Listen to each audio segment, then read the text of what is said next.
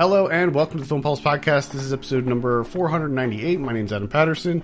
With me today, we've got Kevin Rakestraw. Hey, Kevin. Hello. This week on the show, got a little bit of a curveball coming at you here. We're going to be talking about the movie Cobweb, and it turns out there are two movies called Cobweb that came out this past year. I will be talking about one of them, and Kevin will be talking about the other one. So it's a Cobweb double bill this week. Two Cobwebs. Yeah, one is a South Korean comedy, and one is a straight to Hulu horror. Yeah. Hulu horror. So, stay tuned for that. We'll also be going over some of we're watching on the watch list. And this week's new releases in theaters, VOD, and Blu-ray. Thank you so much for tuning in. Let's go ahead and just jump straight in to it. What do you want to talk about yours first? I didn't see your Cobweb, so this will be new to me. Cobweb apparently came out digital in August of 2023. But for some reason still shows up first when you type Cobweb in. Well, probably because you're talking about Samuel Bowden's Cobweb from Hulu. Yeah, probably because the other one's not American, so Yep, gonna show up second. Showing up second. So and this to me isn't like out of the realm of what we normally watch and or review. It's like, oh yeah, it's a horror movie. All right, it's on Hulu. I'll check it out. And guess what? It's actually not bad. I heard mixed things about this. I haven't seen it. I did plan on seeing it. I just haven't got around to it. But it seems like maybe it was a bit divisive. But you tell me.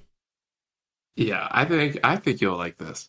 It starts out like first impressions. I mean, it just hit me within like 5 minutes where I was just like, fucking Hulu horror movie. Like, why are we covering this? Unbeknownst to me that we weren't. That was my bad. But I was just like, why are we doing this? And like, as it progressed, it kept taking these like little curveball turns where I was like, oh, okay, this is something different. This is not what I was expecting. And then it just kind of goes off the rails and gets crazy. And I was on board. And you had there's like little hints of it in the beginning of this, like Lizzie Kaplan's character, like her performance is it's off. She plays the mother of the 8-year-old Peter, who just can't sleep. He keeps hearing stuff in the walls. And there's just something off about her performance. And then later on, it makes sense. And I got to say that this is pretty outlandish and actually not a bad time at all. Nice. Glad to hear it. Well, it seems like maybe you had the better Cobweb then. I don't know. Maybe. I don't know if better would be the right word. So that's on Hulu. The one that I saw is the Ji-Woon Kim one. And this is on VOD. It came out in limited release earlier, I think, last year, and I think that it hit VOD last week or something like that. This is the director that did The Good, the Bad, and the Weird, A Tale of Two Sisters, I Saw the Devil. So I'm a pretty big fan of his work, and I didn't really know. I didn't really know what this movie was about, other than what it said on IMDb, where it says described as an experimental and genre-defying drama shot entirely on soundstage in support of a film within a film narrative. And I was like, okay, yeah, I like all those words, those keywords there. I like experimental, genre-defying. Yeah, I like that. Shot on a soundstage. Okay, interesting. Don't really care about that. And then film within a film, into that. And it's fine. It's there's really not a whole lot for me to really criticize or necessarily praise, other than the cinematography in this, which is absolutely incredible. Love the cinematography. It's great. because it's a film within a film, cinematography plays a really big part in the film that they're making. The thing is, like, the movie that they're making is not that interesting. It's just this kind of weird love story drama. It is genre defying, I would say, because there's actually these like weird horror elements involving giant spiders in it. But you know, you have Song Kang-ho here as the director, Kim, and any movie that he's in instantly gets some bonus points for me because I love that guy. Like, he's just so good in everything he's in. And he's a really good character in this. He's this like kind of struggling director who's really trying to get his vision out there. And what you have here is it's a type of movie that we've seen before, where it's like kind of the backstage chaos. It's the behind the scenes chaos of making a movie.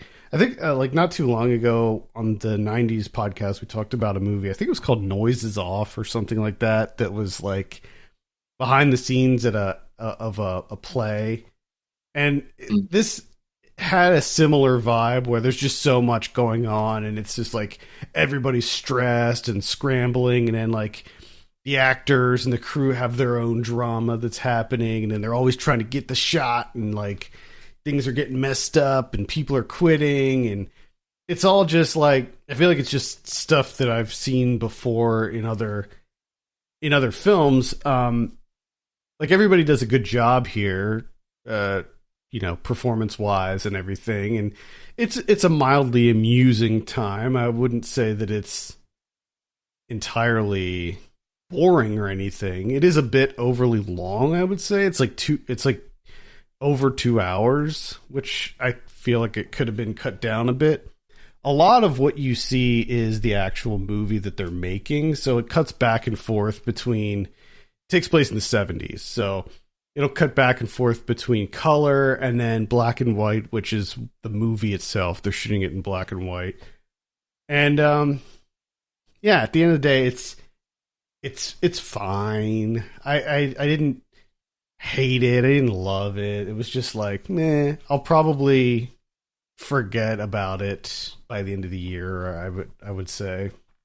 But it's not bad. If you're really into movies about making movies, you know, like that type of subgenre, it's not bad. I mean, I actively disliked Noises Off, so it's better than that. I've saw some other people comparing it to One Cut of the Dead, which I don't necessarily see. Like, really the only thing that I see there is like the behind the scenes chaos. Other than, like, I feel like a lot of people just compare that because they're both Asian films. But I don't really see the comparison with those two. But yeah, it's fine. There's a giant spider in it that bites somebody in the face. My movie also has spiders. Oh, nice. A different kind of spider. Spider-esque. I just saw a trailer for a movie coming out that is about a spider called Sting. And it looks awesome. Sting. It looks like a classic creature feature.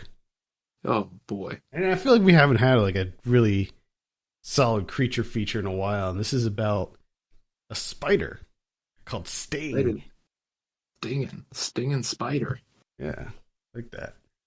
All right, so that's my Cobweb. Mine sounds better. Yeah, I mean, at least to me, because one thing about mine is it's super short. It's only like an hour and 20 some minutes. That's perfect.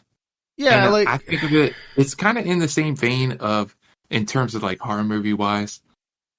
The experience was kind of like what was the name of that movie? Barbarian. Well, it looks like it was produced. But like I'm thinking one thing, and then all of a sudden there's just this development where you're like, whoa, shit, I was not expecting this is what the movie is.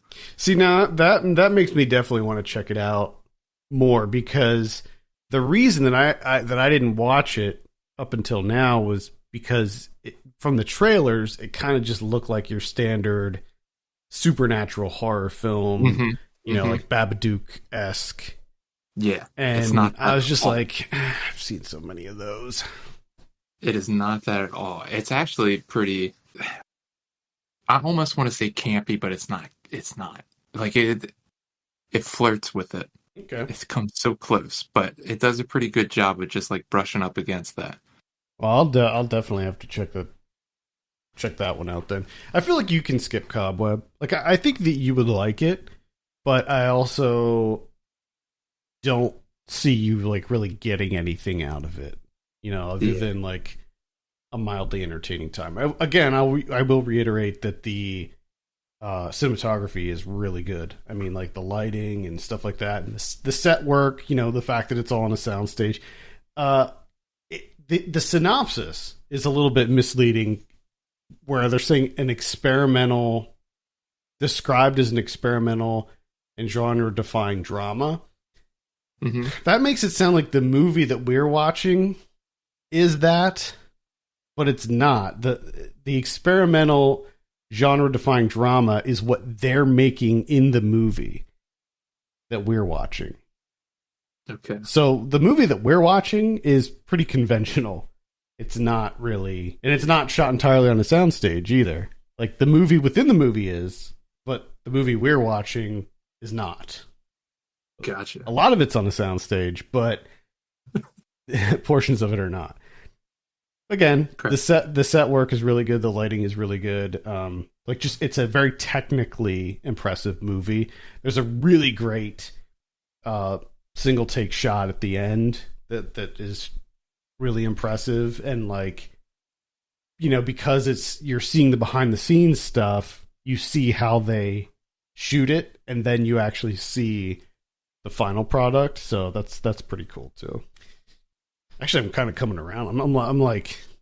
I'm pretty fresh off of this. I've just finished it like 15 minutes before we started recording, so I'm still kind of processing it. But all right, let's go ahead and give these Cobwebs a score. Kevin, what are you going to give your Cobweb? I'm gonna give my Cobweb like a 7. Nice. Yeah. Nice. I'm going to give my Cobweb a light 6. Yeah, mine gets a light 6. All right, there you have it. By the way, this was totally not intentional. I don't know if I mentioned that it was a total mistake that we watched 2 different Cobwebs, but it was. It happens. It happens. It actually happened. Saved by the 90s. Something similar happened. See, there's just too many of these movies trying to connect with that. What is it? The SEO? Get all these fucking one-word movie titles bland as shit. Yeah. All right, let's move on to talk about some of what we've been watching. Now we're fucking talking. I believe it. I think it's my turn this week. I saw 100 Yen Love, directed by Masaharu Take. This is one that's been on my watch list forever, and finally was like, you know what? Now's the time. Now's the time to do it. What you have here is this is a dramedy, I would say. Dramedy about this woman. She's in her 30s, early 30s, and she's just kind of a slacker. She got nothing going on in her life. She's just laying around eating junk food. She works at a gas station. Not a lot of prospects in her life, and something horrible happens to her, and there's a boxing gym next to where she works, and she becomes sort of infatuated by the idea of the sport of boxing. So she starts to train, she starts going to the gym, and then like all of a sudden she has this like new thing in her life, and she just like puts everything she has into boxing, and she becomes a boxer, and she gets into shape. She, starts to feel motivated and stuff. And it's great. Like it's fantastic. I loved this movie. Highly recommend it.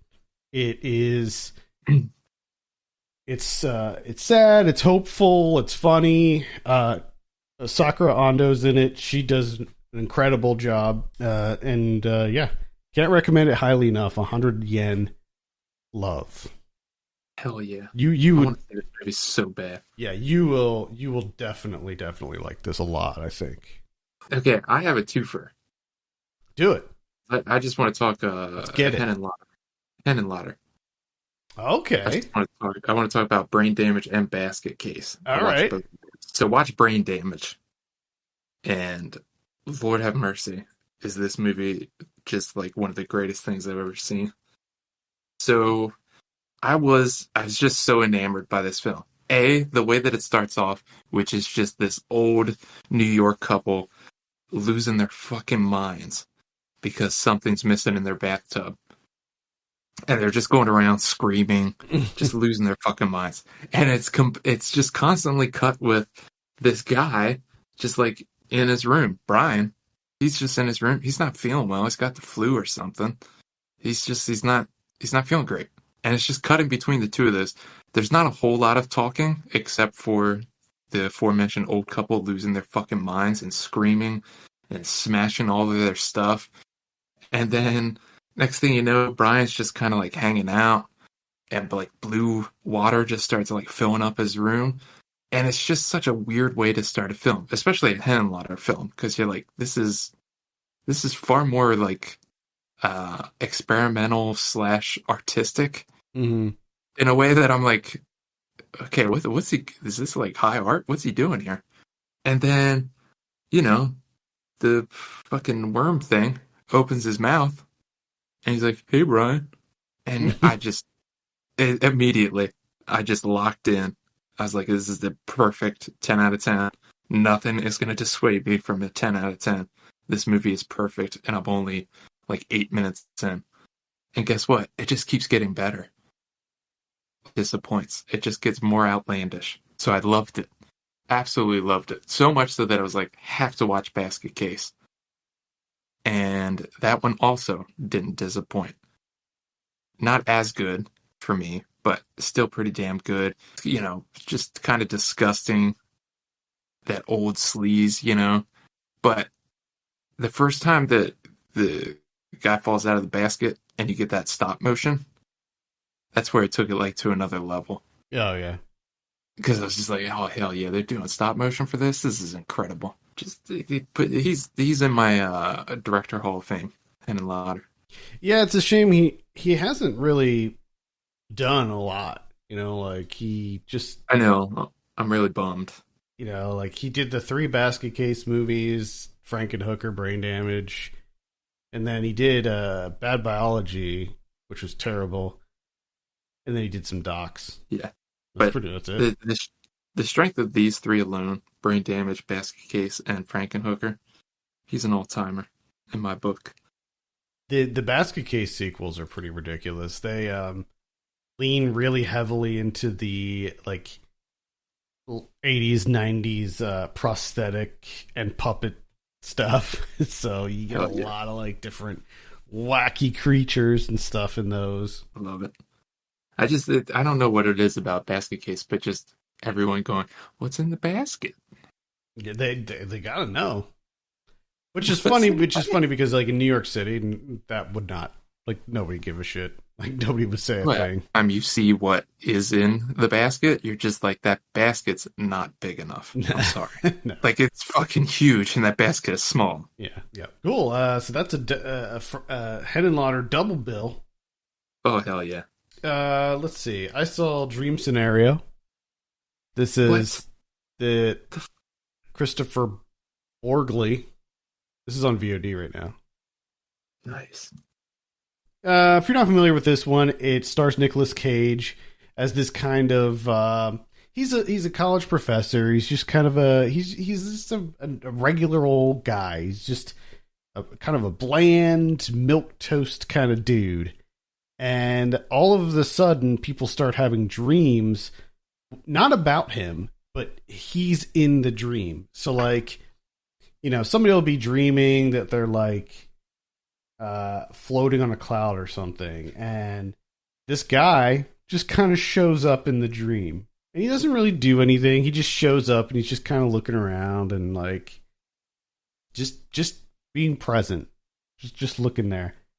And it turns into this like kind of viral phenomenon where all of these people, hundreds, thousands of people, start having dreams with this guy in it for no reason, and he becomes this like internet sensation. And he starts to becomes internet famous and stuff, and then the inevitable cancellation occurs after people start having nightmares with him in it, and it just completely takes a turn. It's pretty good. I'm not sure that I liked the ending too much, but I did like kind of what it was going for, just the movie in general, about looking at like internet fame and virality and cancel culture and all of that stuff. And I think it was an interesting way of looking at that. And of course, Nicolas Cage was incredible in this. Like he was really great in it. Sometimes with his movies, like you feel like he's kind of phoning it in a little bit, but not with this one. It seemed like he was taking this one very seriously, even though he does get to be kind of wacky, like in the dream sequences. He gets to do some kind of wacky stuff. But yeah, I would give it a light recommend. Dream Scenario. Check it out. That sounds great. We're just talking about a lot of good movies so far. Mm-hmm. Good movies. Because I got another one. It's called Absurd from 1981. I'm familiar with this. I just saw this for the first time, like pretty recently. Yeah. Nope, never mind. It says 2018 on my review. Oh. I thought it was like very recent, but sorry, go ahead.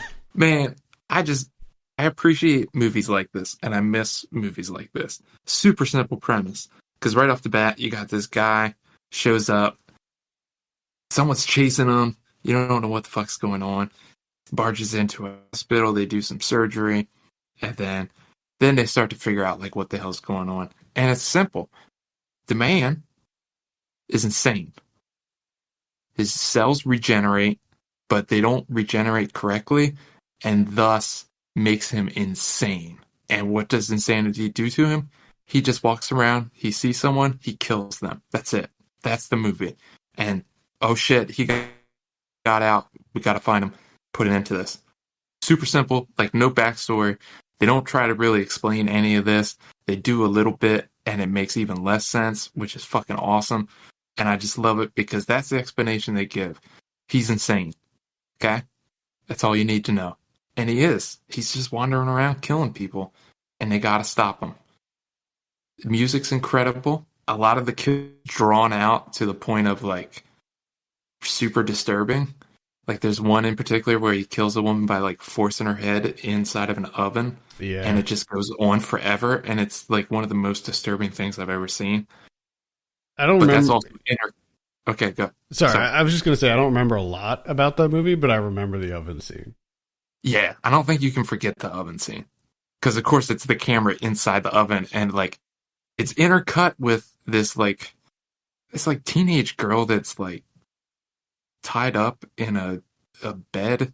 Not in a bad way. It's like she's injured somehow. And she has this, like, chin strap thing, contraption hooked up, and her brother needs her help.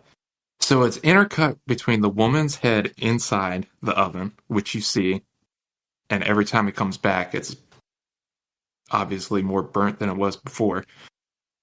And then the other part of it is just this girl trying to undo buckles. And it felt like it was that for like 20 minutes. Just buckles and a face burning. Buckles, face burning. Buckles. And it's just that forever. Buckles and burning. Buckles and burning. And her face just slowly melts. And they just put that on the screen there.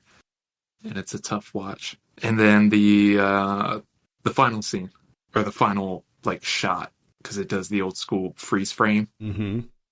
Oh man, fucking awesome. Yep.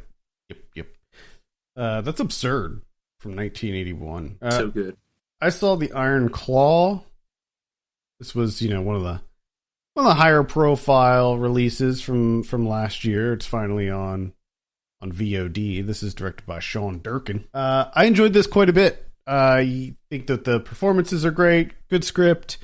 I was already familiar with the Von Erich story, like the family curse and all of that stuff. If you're not familiar, it is the Von Erichs were a wrestling dynasty. It was a whole family of professional wrestlers, and a lot of absolutely horrible shit happened to the members of this family. And this movie just sort of goes through that in a very kind of pretty standard biopic way. It's shot very well. It's shot on film, so it looks very good. Takes place in the 70s, so it does a really good job of capturing that like kind of late 70s, early 80s wrestling vibe, which I like a lot. I don't watch wrestling, and I'm not really into like modern pro wrestling or anything, but I'm absolutely fascinated with behind the scenes stories. The reason that I know about the Von Erich brothers is I saw a documentary about them. Actually, I think it was on that there's a show on Vice called The Dark Side of the Ring, and it was like Jason Eisner he did the show, and it's a series of documentaries about different wrestlers and things that horrible history of professional wrestling. That's how I learned about the Von Erichs. This movie's great. Really, really great performances from Zac Efron, Jeremy Allen White. Maura Tierney too is in there. Stanley Simmons. Stanley Simons.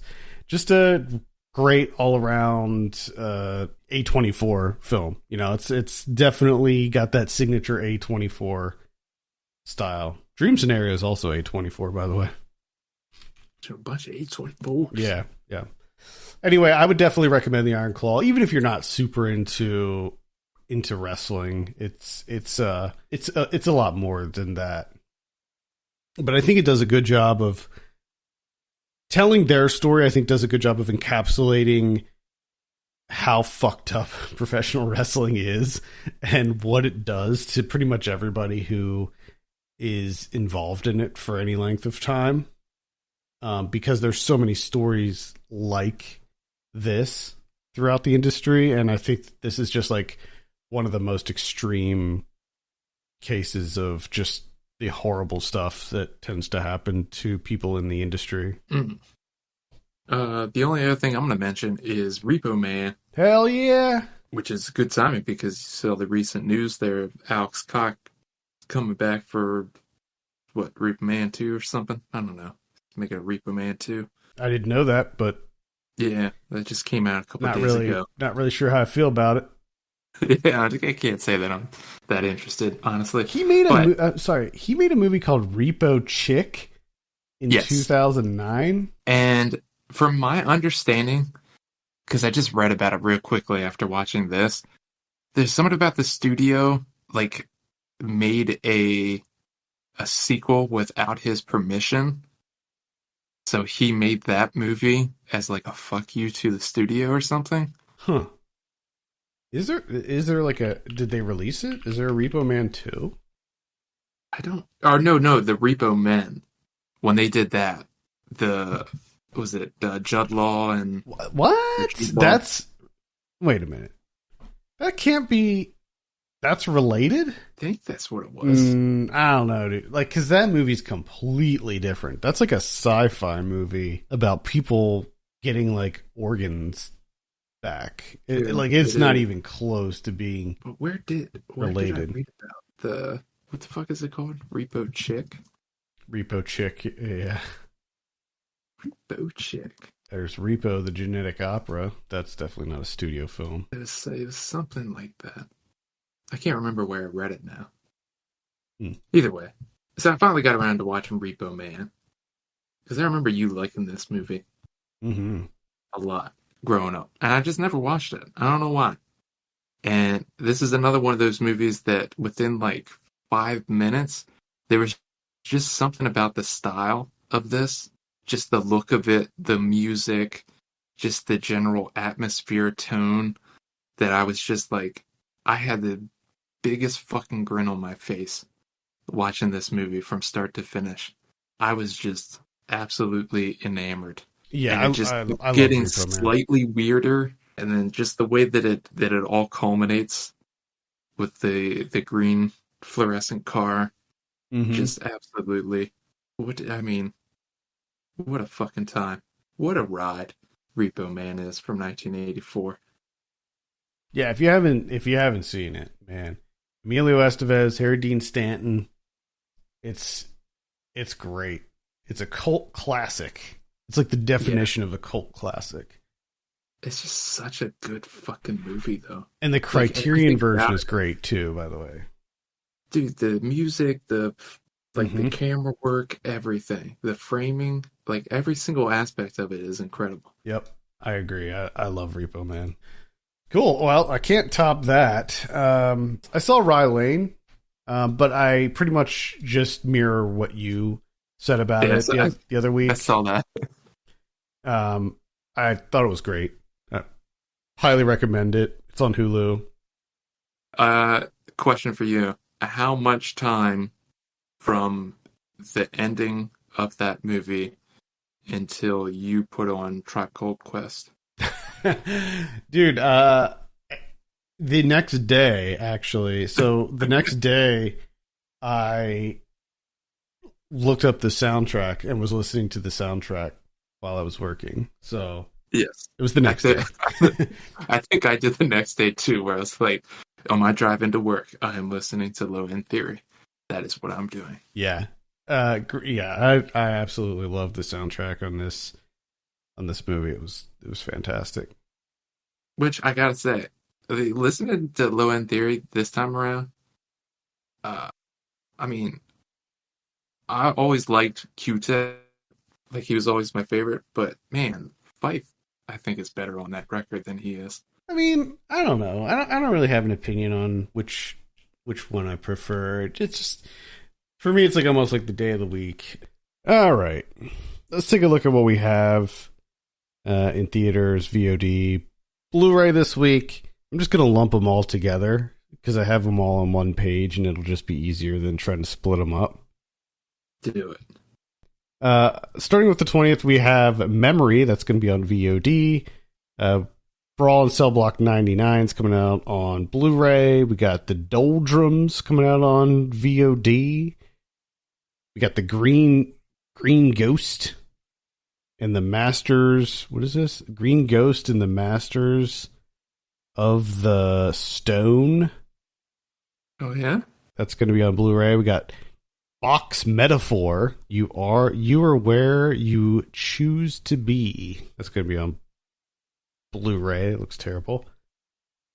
On the 21st, or sorry, on the 22nd, we have Lovely, Dark, and Deep. That's going to be on VOD. We got the Omicron Killer. All right. The Omicron Killer.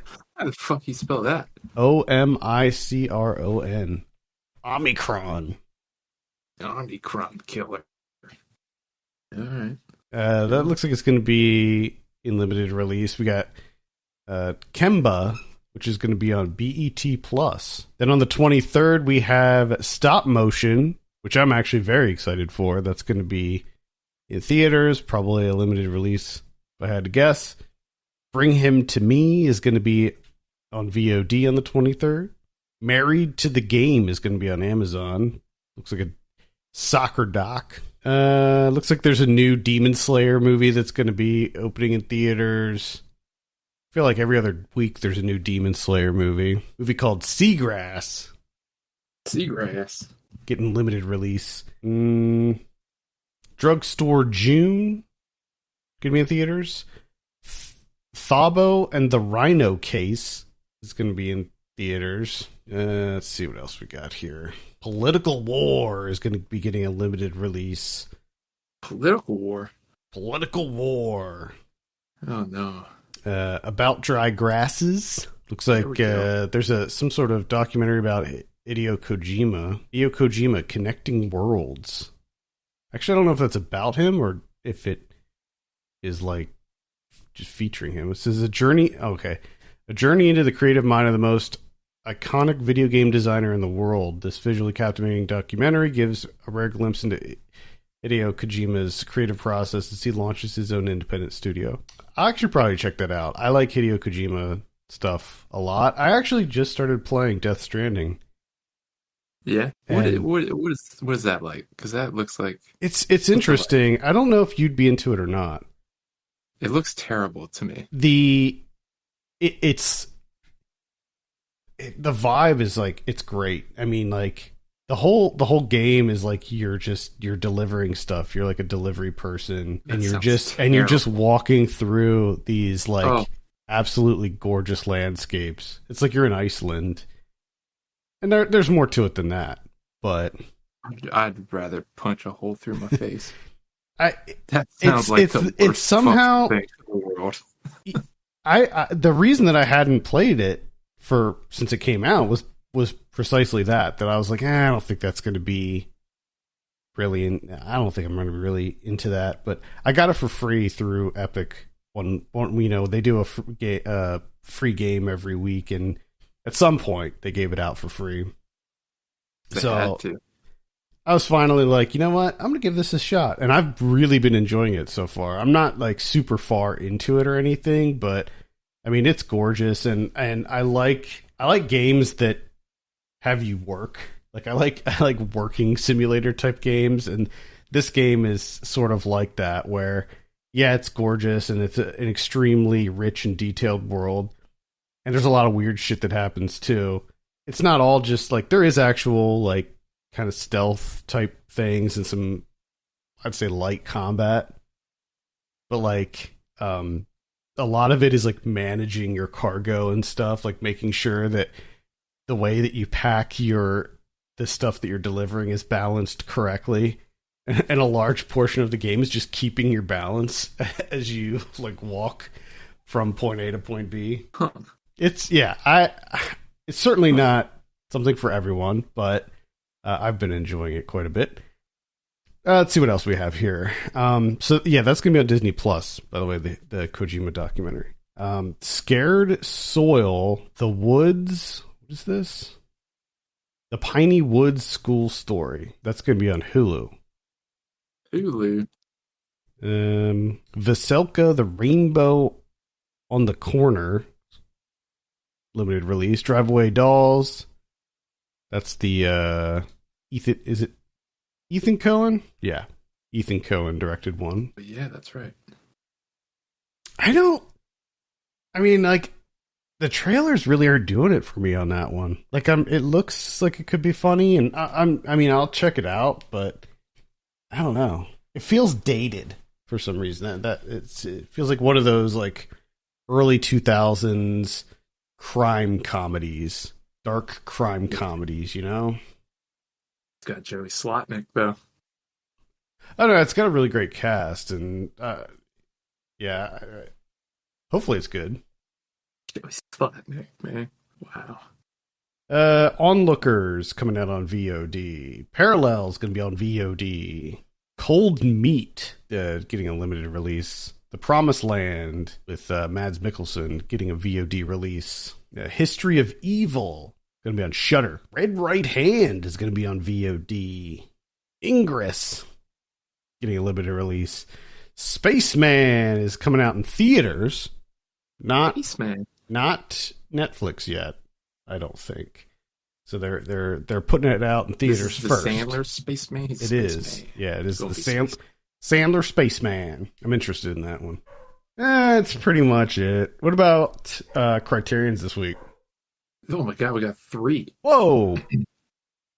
Yeah, we got a twofer, and that's the Heroic Trio and Executioners. Definitely check that out. That's a double. Oh, Michelle Yeoh. 1993. Yep. Johnny Toe movies. They're so good. They're so ridiculous. Outlandish. Over the top. Love it. Good stuff. Uh, Christian Petzold's A Fire from, I think that was last year or something. I don't know. His movies bore the shit out of me. No interest. And then Nothing But a Man. Incredible movie from 1964. Great performance from Ivan Dixon. I'm glad to see that this is finally on Criterion. Because this wasn't available for the longest time. Now it's out. Nice. Cool. So that's pretty solid lineup for next week. There's a bit of everything. Yeah, there's a decent number of things coming out, I think. All right, cool. Well, I think that's going to do it for this week. Thank you so much for listening. You can send us your questions and topics to podcast@filmpulse.net. And if you could, consider reviewing us on iTunes, that'd be great. For Kevin Rakestraw, my name is Adam Patterson. We'll see you next week.